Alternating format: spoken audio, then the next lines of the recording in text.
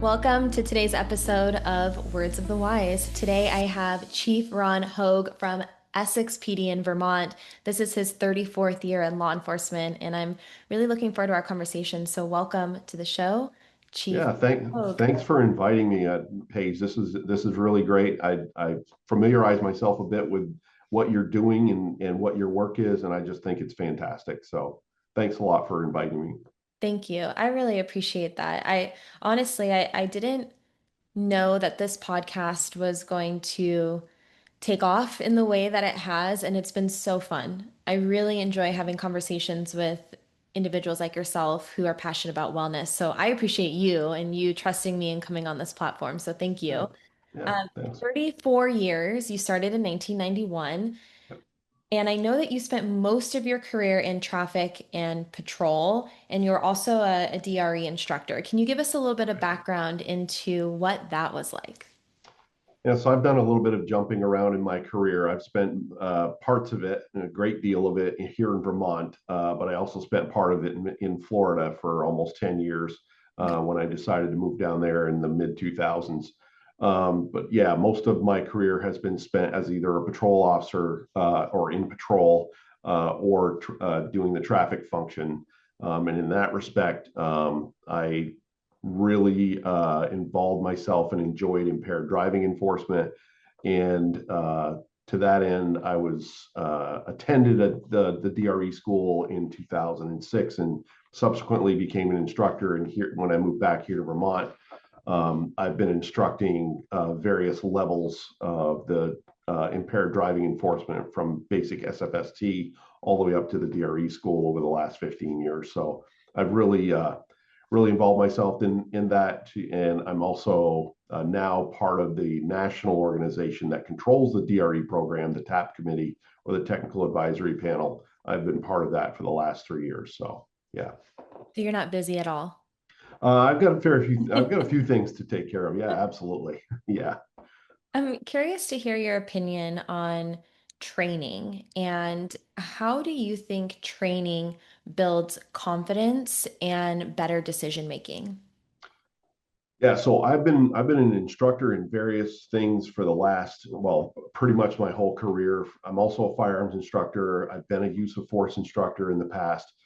So as a chief, as that relates to leadership and leading a department, to me, the more we can train officers and the more that they are comfortable with doing their job, the better we're going to be with less liability. And ultimately, my one of my responsibilities as the chief is to lower the liability of the department and look out for the town overall.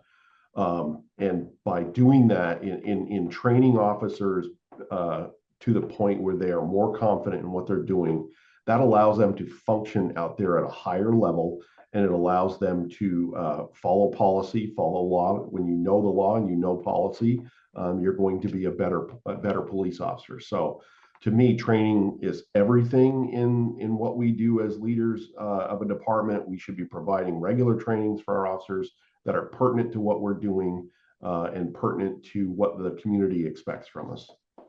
No, I agree, and I'm really curious, and we did not talk about this offline, so Yeah. I just kind of popped up in my head, but do you think that wellness will ever be considered a part of safety training, a part of training, a part of, better decision making? Do you think that we'll ever get to that point where wellness is really just a part of your ongoing training that you do within an organization? I really, if this would have been 10, 15 years ago, I would have said probably not. But now, in at least the last 10 years, and especially with the emphasis that has been placed on wellness, I really do. I think that at some point that is going to become a regular part of the not only offered training but required training for police officers in the academy, and then in an ongoing basis is how to stay prepared for the job and how to deal with some of the personal issues that come along with it and everything. And I would advocate for that to be a regular part of what a department does and what the state does. Yeah, Yeah. and I think too, it's historically, I think we've always had this idea that wellness was when wellness came into play when you were broken.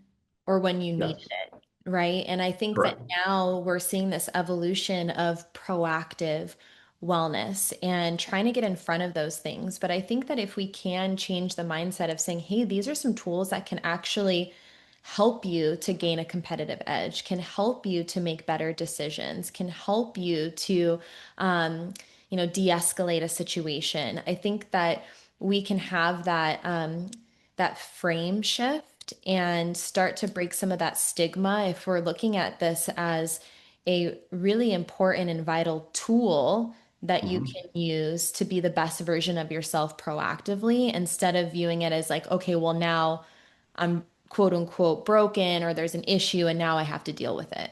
Right.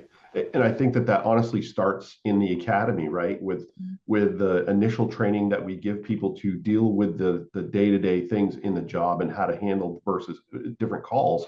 I think we should be giving them the tools to be able to handle the mental sides of the job and honestly the financial sides of the job as well, because Right. there's things that come along with that. And just thinking about that aspect, I can think about financial. We had a financial expert come to our department recently, a few months ago, and do a class for how to survive. What is a how to use credit properly, Mhm. how to get a loan, that type of thing. Because you have folks coming into this job, and the salaries are such now that it's pretty considerable that you can make some decent money in law enforcement, and we have to be able to give people that kind of a bit of a knowledge of how to handle those kinds of things, and along with that follow that back to physical wellness and mental wellness. I mean, that's all a big part of what makes us better police officers and better people. Yeah, I agree. I think that to your point, it's all interconnected and um, the workforce that's coming in is so young.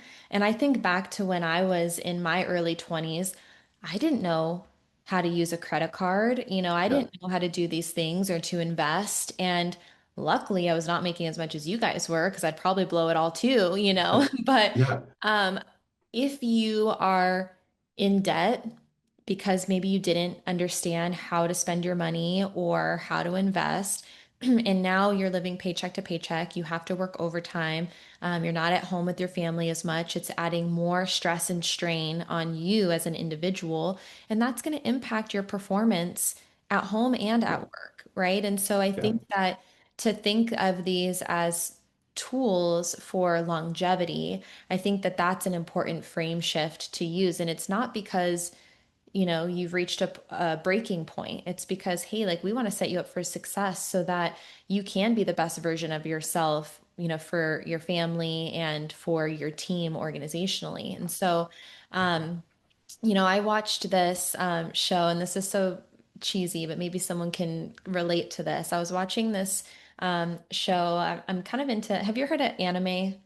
Yeah. Oh yeah, Okay. absolutely. Okay. So I'm super into anime, and I was watching this show, and this like older like guru guy kind of like kicked this young kid down and he's on the ground and he didn't anticipate it. And his Okay. lesson to him was that arrogance is the worst thing, right? It's when you're not anticipating things, you think you know it all, is when you come and you're like blindsided by something, right? And so you have to Right. be prepared.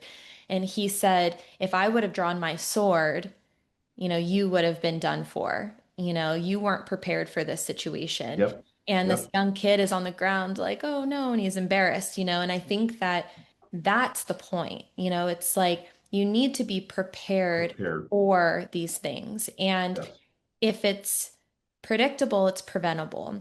And because there have been people who have kind of laid that foundation before and have shown what it's like to not be responsible with finances, have shown what Mhm. it's like to become injured or not be physically, fit or safe on the streets, or who have reached these mental issue like breaking points because people have gone before you.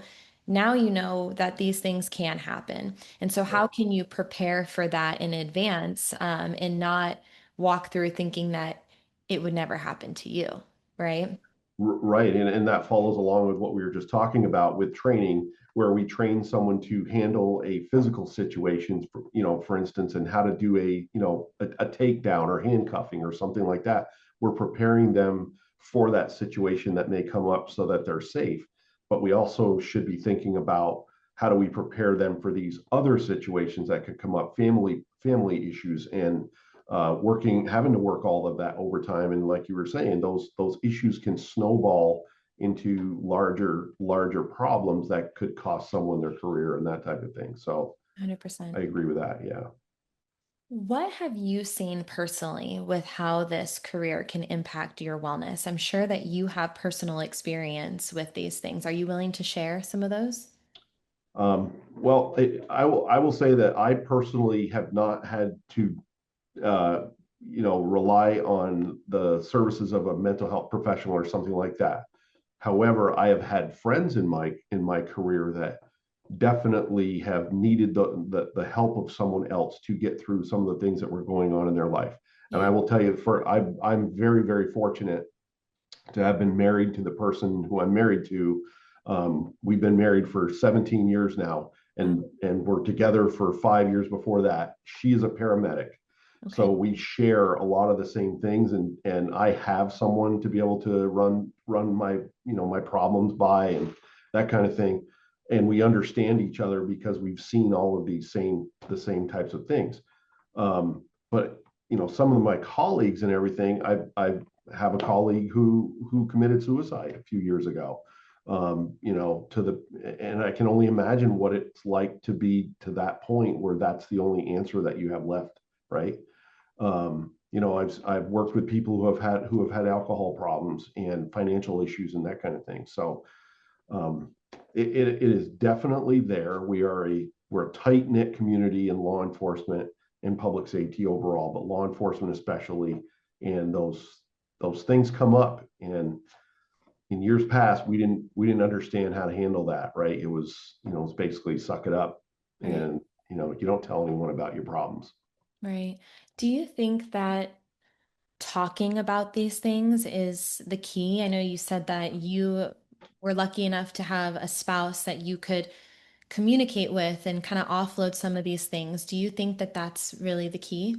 Yeah, I do. Absolutely. Having that resource to be able to talk out things that and someone who knows the job or knows what it's like. That's really important. Um, and like I said, having myself having that resource to be able to talk to someone about anything, and knowing that it's number one, it's secure, it's not going anywhere, and then you trust that person. That's a huge benefit to have that available. Yeah. And it's that credibility part that's the key part of it, right? Right. So Yeah, I mean, I've heard that a lot from people saying, "Hey, like you have to be able to communicate with people who understand what you're yeah, going through, but then right. also having a community maybe outside of law enforcement as well." You know, I had a conversation recently where this individual got emotional because they said that they didn't communicate with their spouse because Mm, they wanted to protect them from certain things. And by doing that, it had created a divide. And then also for that individual, they bottled everything up, right? Like they thought they were protecting someone else, and then they were in turn, hurting themselves by not right. and it eventually became or came to a point where the marriage seemed like it was dissolving, and they ended up saying, "Hey, here are all the things that I didn't tell you," and they were Yeah. able to mend things and they were able to keep going, and they're still, together today. But I do think that of course, maybe you don't want to share all of the intricate details of every single thing that you're going through, but I do think that there is power in communicating with, the people around you. Yeah, no, that's very true. And I will share personally with you that, and we didn't talk about this before either, but when I was a young police officer, I got married like the same week that I came on as a police officer, right? So it was very, very, very, very close to one another. And my first wife wasn't part of public safety, wasn't anything. She kind of, I feel bad for her because she got thrown into that life. And I made those mistakes that you're talking about right there, where I would come home at night and not talk to her and not tell her what was going on and that kind of thing. Honestly, thinking back on it now, hearing you say that, part of that is the credibility part. Number one, I'm not really sure whether what her reaction is going to be to me talking about some of the things that I was seeing in my job. And the other part was I'm not sure whether, you know, how that's going to benefit me or whether that's going to be well received, right? So Yeah. I'm trying to protect her from those kinds of things, and I think that was one of the reasons why we ended up splitting up and divorcing 4 years later. So Yeah. um that is a mistake that I would go back and change. Is you have to be honest with your family. Obviously you can't share everything, but you have to be honest with your family and tell them, what's going on in your life and share those kinds of things sometimes. Right. Yeah. I have a lot of personal experience with bottling things up and shoving things down and not talking to people about the things I had gone through in my life. And I have done a lot of work and self-assessment and I've personally done a lot of talk therapy, but um, I think for me, there was also this fear of rejection, a fear of being misunderstood, and because no Yes. one wants that. No one wants to finally be vulnerable and then it's not received well on the other side. And so Right. for me, there was a lot of fear in not just like, I don't know if it was necessarily judgment. I think for me, it was rejection or being misunderstood. And like for me, I was like, what's the point? Like, what's the point in telling someone this if like they're not going to understand it anyway or Well, you're not alone. reject That's me? what I was just talking about as well. I Yeah. think a lot of us feel that exact same way. Yeah. Yeah, absolutely. I want to backtrack a little bit because you told me when we were offline that you knew that you always wanted to be in leadership, and Yeah. everything that you did throughout your career was working towards that advancement and that ultimate goal of leadership. Yeah. What did that look like for you? Because I have had a lot of conversations with leadership who said that they never ever wanted to be in leadership. And then Sure. I also have had a lot of conversations with the younger generation who maybe don't have that foresight and, aren't thinking ahead 5, 10, 15, 20 years. So what did that look Yeah. like for you to be more proactive in your advancement?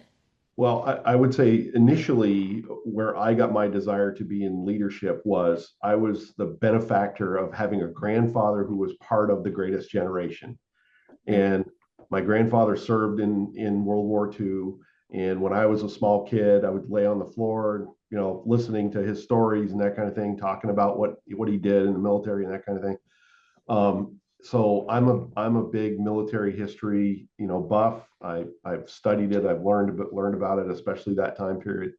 And listening to those stories about the military and then listening to about these great commanders and that, and learning about those things, it made me want to be the person who was leading other people, and how that could really change things in history. Not only that, but it could maybe make a difference in someone else's life, right? So growing up, in high school, I started always wanted to be, or learned about the greatest people and that kind of thing.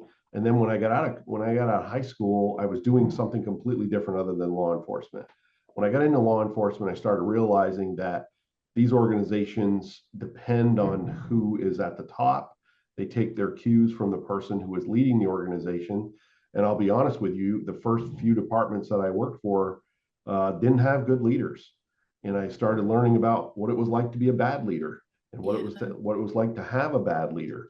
And the thing I kept in the back of my head was, I don't want to be that person. I Mm. want to be the person who's going to properly lead a department and give them the resources that they need and recognize what they do, and continue that upward motion of professionalism for that department. So, throughout my career, I was trying to work my way to being number one, a sergeant, right, in charge of a shift. I can remember taking the sergeant's exam and that kind of thing, and initially being, being declined, and that upset me. But then I, got my wits about me and realized, well, you weren't prepared. The reason why you weren't selected is because you weren't prepared. So I went back. I never had not gone to college out of high school. So I went back when I was 36 years old and got my associates first. And then at 40, I got my bachelor's degree in criminal justice management and leadership. And from there, honestly, I was in the right place, the right time in some of these things where I was promoted to lieutenant, then captain, and then finally I was kind of recruited for this job to be the chief. They had had a bunch of retirements, and the current chief at that point was getting ready to retire in a couple of years, and he and I had been friends here before where we worked, and we met each other at a conference one time, and he said, "Hey, how's things going?" And I was like, "Oh, they're okay." And he said, "Well, they're not going so good for me. I'm working all by myself. I have no one to help me." And I said, "Well, if you make me the right offer, maybe I'll come and help you." And off we went, and then the rest is history. So that's how I got to this department again for the second time. But just keeping that in mind, that I always wanted, to be in that position where I was going to lead people and help them learn and help them do their jobs. And now where I'm at, I'm most proud of the times when I know that the things that I did for them or the things I provided for the department, um, help their success, whether that's in solving a criminal case or whether that's helping them get to the next level where they want to be. Those are really the rewards of being a chief of police. Yeah. There's a few things I want to touch on. One is there's always two sides of the coin, right? And you have to have both to understand each one. And what I mean by that is you had people who you aspired to be, right? These really Yes, good, positive examples. And then you had other people on the other side of that coin that were not that. And you learned from both, right? And so as much as we want to say, like, you never ever want to be around bad leadership or bad examples of how to do something, I kind of think it's sure. necessary because Uh-huh. if you don't know the other side, you don't know. And Yes, there's learning and growth in both. And, right. I had this in my personal life for a long time. I'll give you kind of a personal example. I did not have a mom growing up. I did not have a good example of a mom growing up. She was a drug addict. She was in and out of my life. She was, very manipulative and not, just not a good example of what like a nurturing, caring mother should be. And so Right. I didn't have the opposite to that. I only Mhm. had the bad example. And so I went through my life thinking, well, I didn't have a good example of what that is, so I would be really bad at it.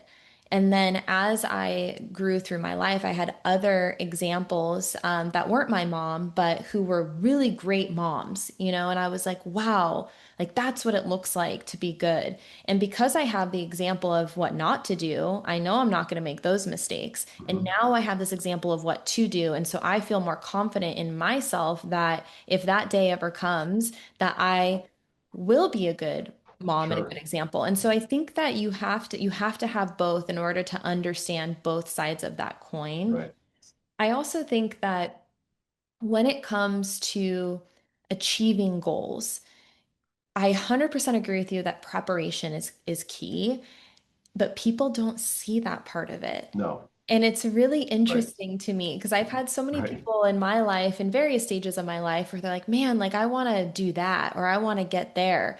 And I'm like, okay, well, here are the steps that you have to take to get Yep. there. And they're like, well, I don't want Right. to do that. But I don't want to put the work in to do it, right? I Exactly. just want it, I just want to be given that, right? Yep. And so I Yeah. asked the question, I'm like, do you actually want that? Like, and how bad do you want it? Because if you want these things, there's a lot of hard work and preparation that people don't see behind closed doors That's that right. goes into achieving those things. And those things are great and they're admirable, but not everyone is going to want to take That's those right. steps and put in the work to get there. And we see that with athletes. We see that with people in the media. We see that with actresses and actors. I mean, there's a lot of work that goes on behind the scenes to get those people to where they're the top of their game, right? Yep. And you're absolutely right. Is using those bad examples in our lives, as painful as those might be, while you're handling that or while you're dealing with it, in the end, sometimes those really benefit us because we're like you said, we're seeing those bad examples and we're using those to move forward with positive goals in our lives. So Yeah. yeah, Yeah, and time and preparation for everything. And you're never ever going to be perfect. And I love how you said that you use like maybe some of your, I'm going to say quotes. I'm going to say like failures in quotes yeah, because I don't yeah, see like someone not getting a promotion over something. I don't see that to be a failure. I see that to be a growth opportunity, right? We're correct, always going to have rejection in our life. There's no one that I know of that has gone through their life without any sort of adversity or right, rejection. And I think that even in those times where it hurts and maybe you are the most prepared. Maybe you were the best candidate for something and you still didn't get it. mm-hmm. And I think that there's still room for self-assessment of like, Yeah, okay, I'm going to pick myself up. I'm going to like keep working really hard and eventually I will achieve this because I'm putting in the hard work and the preparation.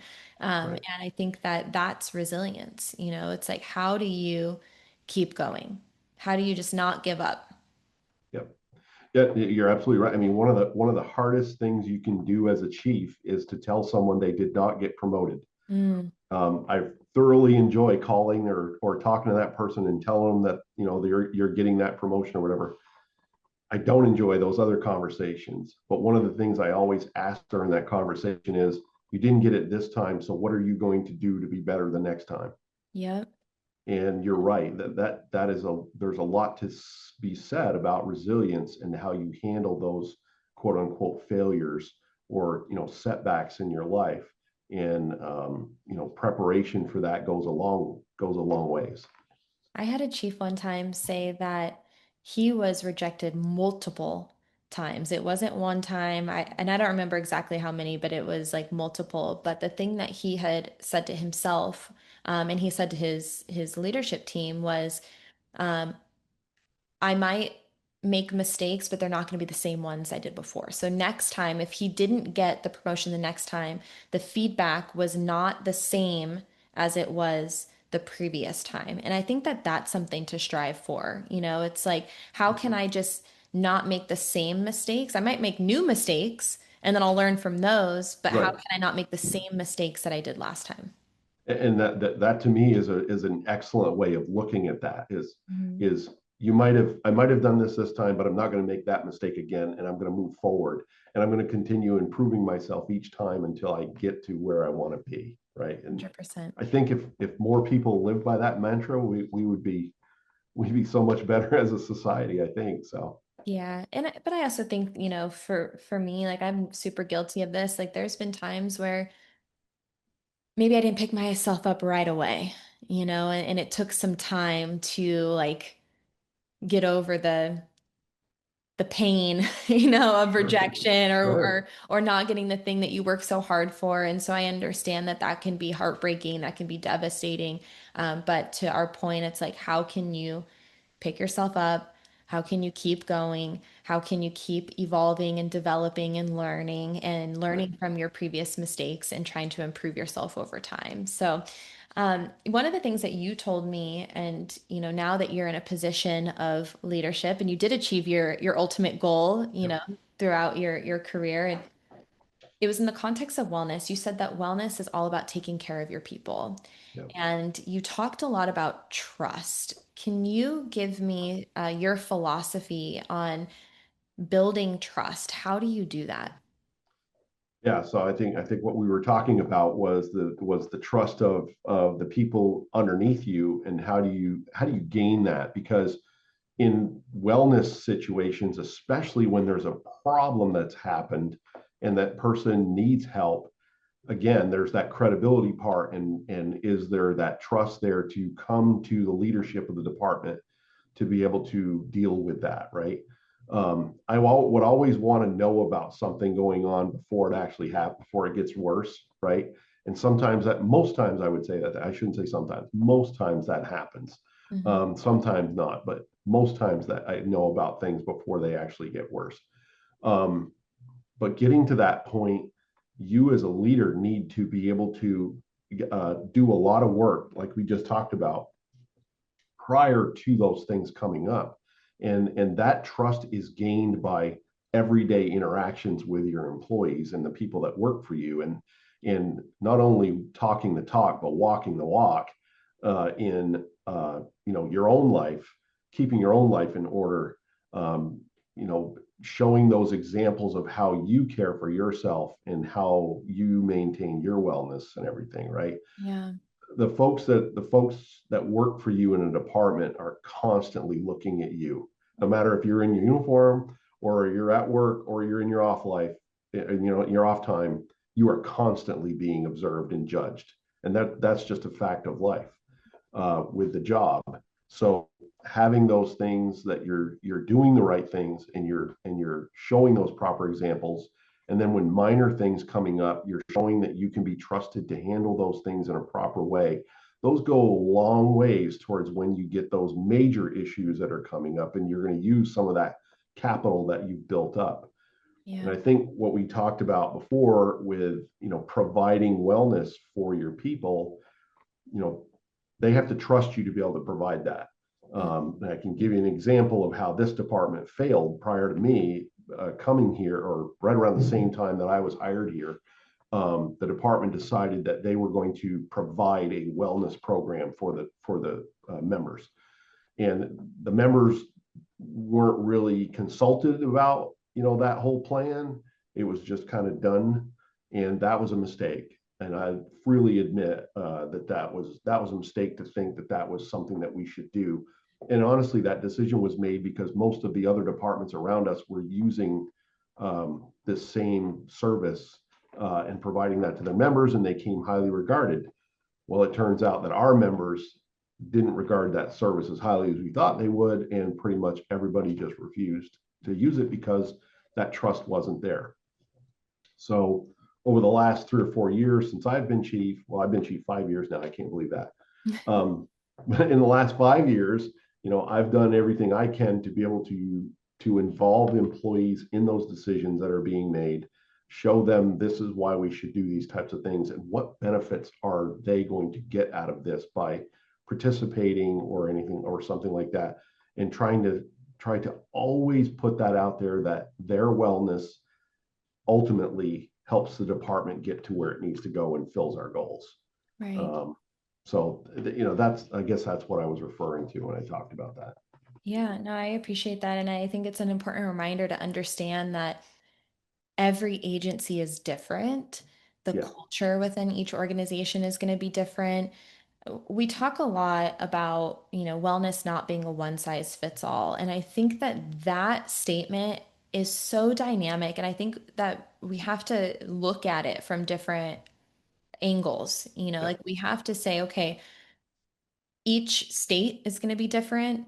Each department is going to be different. Each person is going to be different.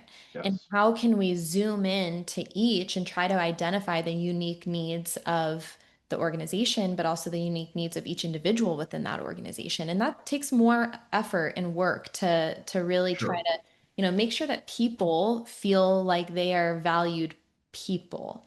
And correct, sometimes what we do, because it is more challenging to identify each person individually.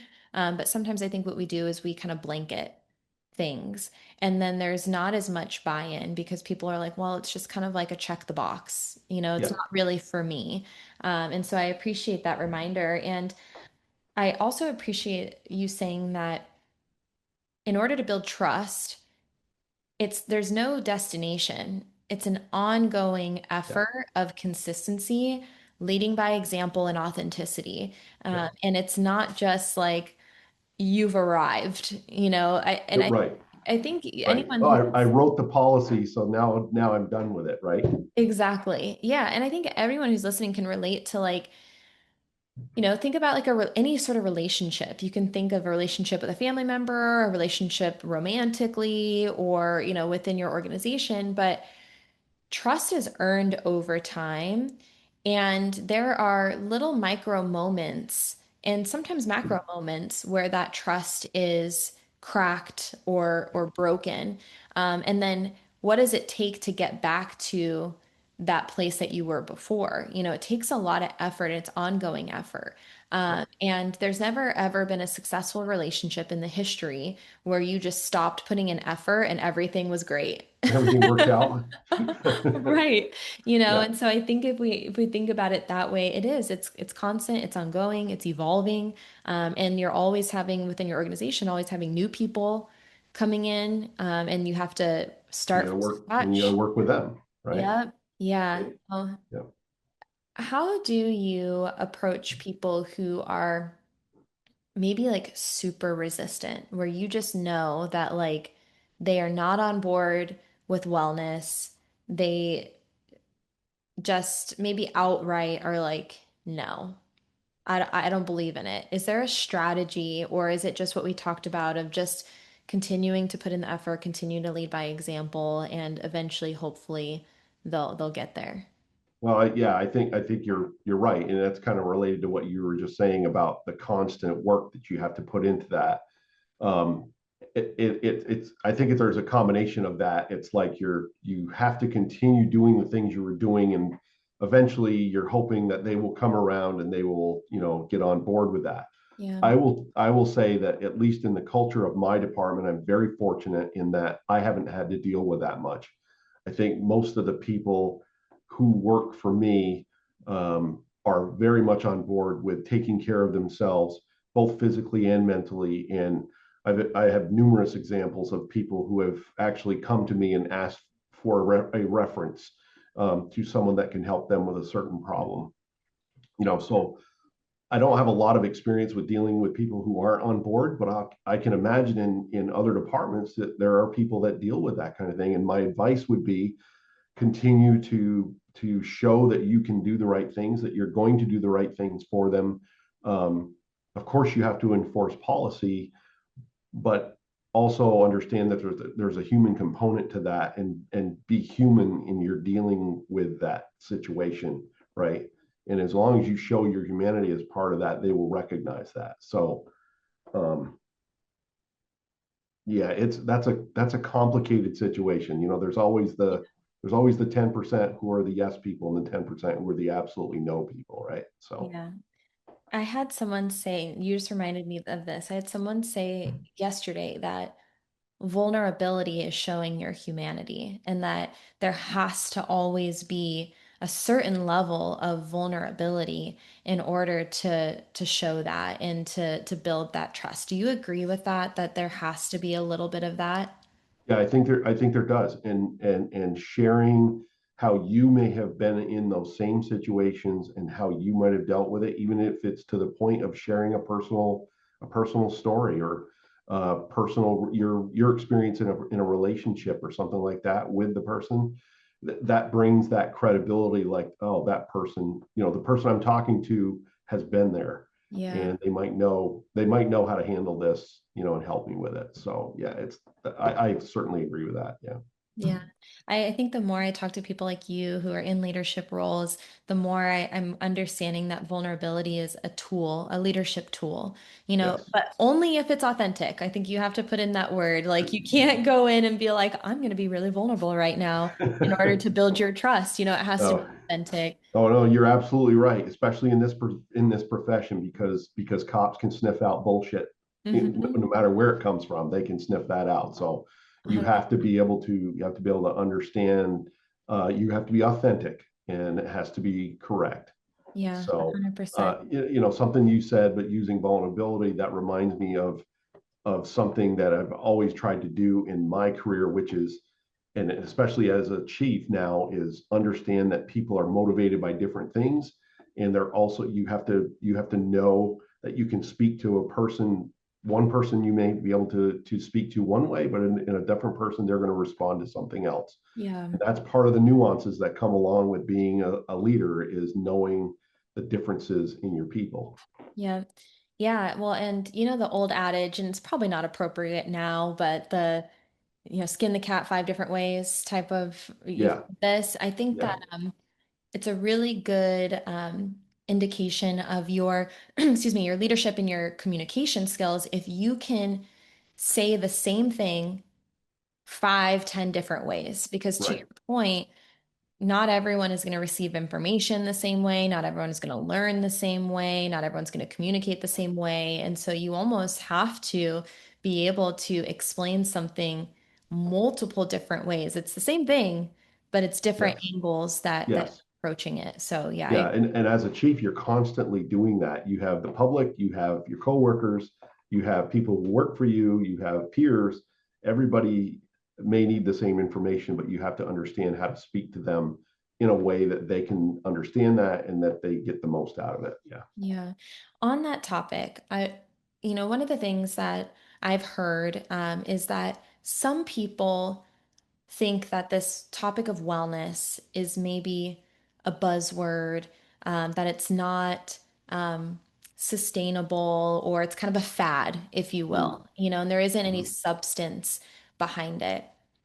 And what I think is that we haven't, in some ways, we haven't attached that word wellness to the ultimate goal, the why. And Yeah. um, I'm curious to hear your opinion on this, but um, I have my own opinions as to why this is so important. And I think that if you can speak to the why, then people get on board more with the what and the how. And so, Yes.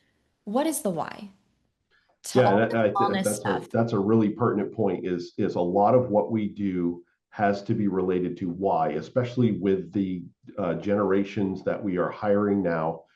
They don't want to know just what to do; they want to know why they're doing it, right? Yep. And I can understand why people might think that wellness is a buzzword or something like that. But we over the last, and I say we, law enforcement profession has become much more thoughtful over the last 20 to 25 years. Definitely, there's been a shift in we think about why we're doing something, what the end goal is going to be, and how do we do that in the most effective manner that the community wants us and how they want us to do it, right? Because we work for the community. Hmm. So when we talk about why wellness is important, we're ultimately trying to meet that goal of public safety for our communities. And wouldn't it make sense that if we have better trained officers, more officers who aren't either sick or troubled by something in their life or something like that, and are able to think in a clear-headed manner? Doesn't that benefit everyone in the community when we're making better decisions and we're enforcing the law in a proper manner?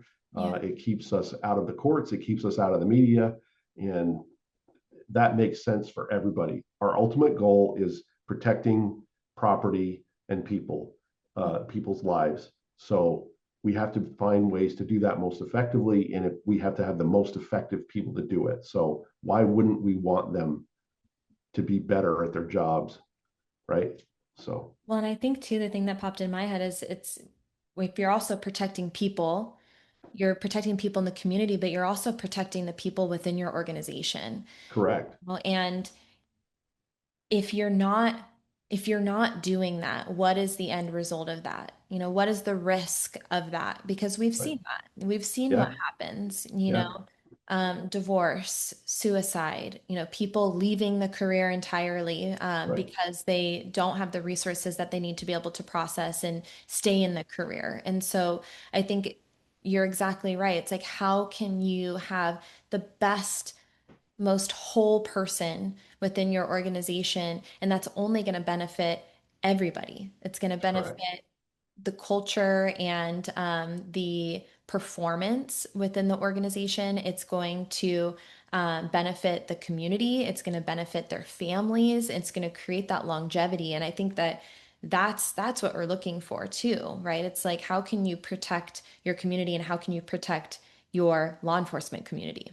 Yeah, yeah, that's absolutely true. I mean, we have to be able to provide for the people that we have in order to keep them. And I can't help but think about all of the police officers we've lost in the last 5 years from this profession who left the job altogether because they did not feel supported. either Yeah. by the department or by their community or someone else. But all of that comes back to their physical and mental well-being. And I hope we don't have to see that again. I hope we're doing the right things where we can keep the people we have, and draw suitable people into the job to sustain Yeah. it. I mean, I think the question is like, it's kind of twofold. It's like how many lives could have been saved, whether that be to leaving the Yeah, career entirely or to suicide or yeah, other health issues. Like we know that cardiac arrest and, heart attack, those are things too. So you you ask yourself those questions, but I think if we're going to go back to what we said before of learning from those things and trying not to make those same mistakes again. If right, there were people within your organization that felt like they were not supported, what are those steps that you can take as an organization to make sure that you don't get that same feedback, that you don't that's right, make those same mistakes again? And so I think it is sometimes, unfortunately, those things have to happen in order for you to learn. It's kind of that idea of the two sides of the coin. And of course, you never want that to happen, but you don't know until you know. And now that, collectively as a community, we know there's awareness around the challenges of wellness within this right. profession. Then it's the next step of educating yourselves on how you can support people better. What are those tools and resources and steps that you need to take? And then the next one is actually doing it, right? The That's right. implementation and the action piece of it. That's right. Yeah, and the more that we can do with this, the more we keep people on the job. I'm thinking about just physical readiness for a second. If we have, healthier people who are more physically fit, we're not going to see, in theory, we're not going to see more workers' comp complaints, right? And we're not going to see people going out on injury leave and that type of thing. So it benefits everyone overall, because then you're not going to have to work as much overtime and there's more officers to answer calls for service. It benefits us all in that respect. 100%. My final question for you is for the younger generation. What words of wisdom would you share with someone who's earlier in their career? Maybe something that you wish you would have known earlier or something that has helped you along the way. Learn from the people who are with you and who are related to you along the way. Don't ignore the moment. And Mm, when I say that, I mean there are going to be moments in your career where the other officers, or maybe even a citizen, might be able to make a difference and push you in a direction that you didn't initially think you should go, or they might help you not or help you avoid a bad situation or a bad problem. But listen to those people at the time and appreciate what they're trying to tell you, mhm. and take everything, like we said, the good and the bad, and then learn from it. I think that would be my advice. Thank you. I appreciate your time so much. Thank you for coming on here and talking about wellness and leadership and self-development. I really do appreciate it. Well, again, thanks a lot for a great conversation. It was really great to be able to talk about some of these things that we think about every day, but don't really have a chance to and especially to talk to someone like yourself that has so much expertise in it. So it's Thank, great. Thank you for having me. thank you. I appreciate that.